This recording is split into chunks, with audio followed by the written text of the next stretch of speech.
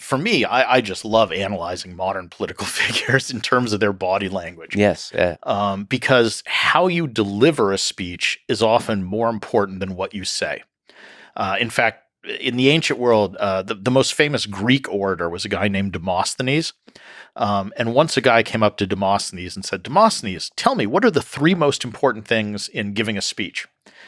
And Demosthenes said, well, they are delivery, delivery, and delivery. That even the most brilliant speech, if accompanied by a boring delivery, is going to be less effective than a terrible speech given in an engaging and exciting or funny way.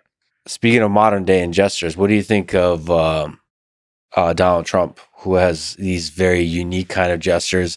I think there's, I don't know to the degree to it's true, but he kind of uses these handshakes when he pulls people in, that kind of stuff. What do you make of that? I mean, Trump gesticulates a lot, but it's a fairly narrow set of gestures. I mean, if you watch him for a bit, he kind of has the same small set of gestures. And they're not, I want to say they're not natural in that they're not kind of illustrating what he's saying. It's more just punctuation points. I think of his as more kind of these punctuation points for just going along with what he's saying.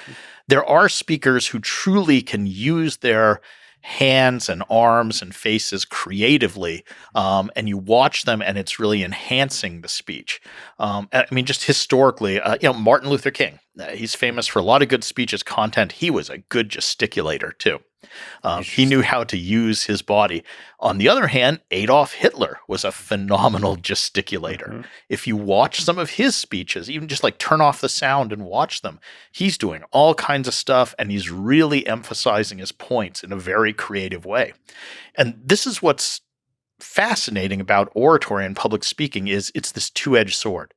You can use these techniques for good, or you can absolutely use them for evil.